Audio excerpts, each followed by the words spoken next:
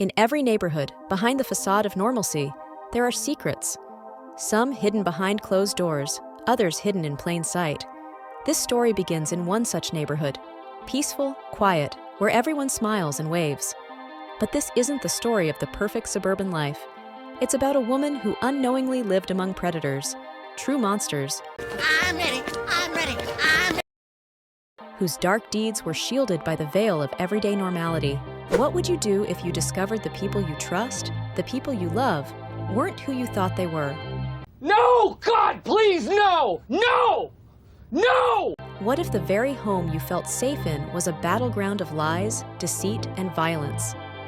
This is the question Marie Jennings would soon face in the most horrifying way imaginable. Marie Jennings was the picture of suburban bliss, a kind-hearted woman in her early 30s, working a steady job, enjoying her weekends with friends, completely unaware that the people around her were harboring secrets that would shake her world to the core. For years, she lived peacefully with her husband, Daniel Jennings, a quiet man who worked long hours, and their best friends, the Harrisons, who lived just a block away. To everyone around them, Daniel and the Harrisons were your average, friendly neighbors. They hosted barbecues, attended local church events, and always lent a hand when needed. But behind the scenes, something much darker was unfolding, something that would eventually make national headlines. We trust those closest to us. We let our guard down, assuming we know who they really are. But how well do we really know the people we share our lives with? Marie was about to find out, painfully, that monsters don't always look like monsters. Sometimes they wear the mask of normalcy so well that we don't even see the danger until it's too late. In late October 2018, Marie began to notice small, unsettling things. Strange phone calls that her husband quickly dismissed, late-night trips that couldn't be explained. She told herself that she was overreacting, that these were just the quirks of a long marriage, but something in her gut told her otherwise. Then she found it, a hidden burner phone tucked away in Daniel's sock drawer. One phone call to a number listed, and she heard the last thing she expected, a chilling voice that simply said, "You're in deep, Daniel." She froze. Was it another woman? Infidelity? That would have been a simpler answer, but no, it was something far worse. Marie couldn't shake the feeling of dread. She knew she had to find out what was going on, but confronting Daniel wasn't an option. The man she thought she loved was beginning to feel like a stranger. Her once peaceful home now felt like the setting of a slow-brewing nightmare. What Marie didn't know was that Daniel and the Harrisons had been living double lives for years. Behind the facade of polite neighbors, there was a criminal operation so dark, so horrifying, that it would shock the entire country. The Harrington murders had been splashed across the news a decade prior, but the case went cold. No suspects, no leads. What the public didn't know was that those responsible for the brutal murders were hiding in plain sight. Daniel and the Harrisons had orchestrated and covered up the gruesome killings, disposing of the bodies and any trace of their involvement. For years, they lived freely, taunting the system with their apparent normalcy. But Marie was about to uncover the truth in the most terrifying way possible. But this is where the story takes a dark turn, a moment you don't want to miss.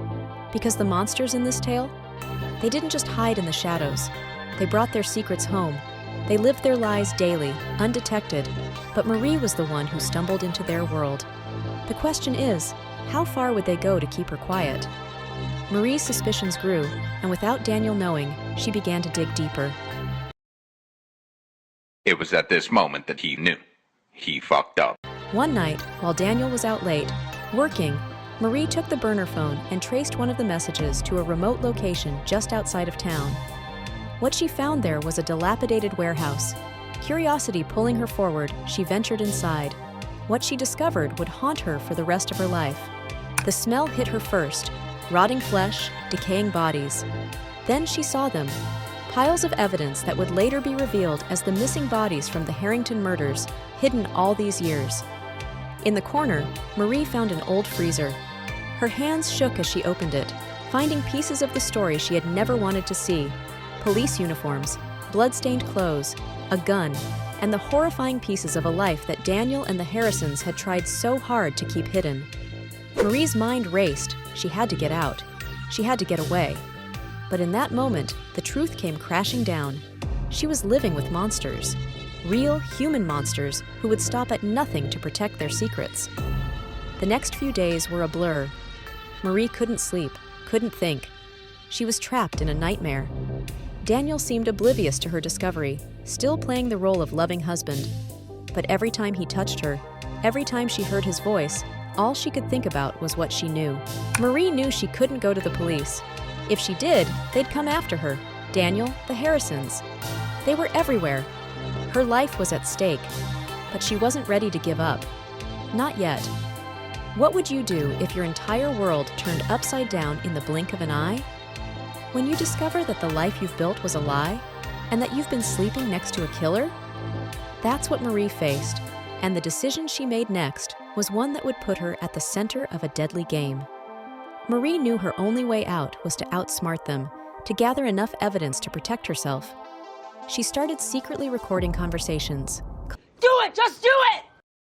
Collecting documents, building a case against the people who had taken everything from her without her even realizing it. But time was running out. Daniel had started to suspect something. His once warm eyes now seemed cold and calculating. He watched her more closely, questioned her every move. She knew that if he discovered what she was doing, it would be the end. But Marie wasn't about to go down without a fight.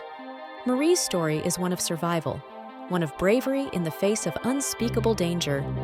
But what happens when the monsters you're running from live in your own home? How do you escape when every move could be your last? In the end, Marie made the choice that would either save her life or seal her fate forever. But what she uncovered next, how deep the web of lies really went, will leave you questioning everything you thought you knew about trust and betrayal. Stay tuned for the full, chilling resolution of this true crime case. And don't forget to subscribe. Because the truth is, we're all living with secrets. The only question is, do we really know the people we trust the most?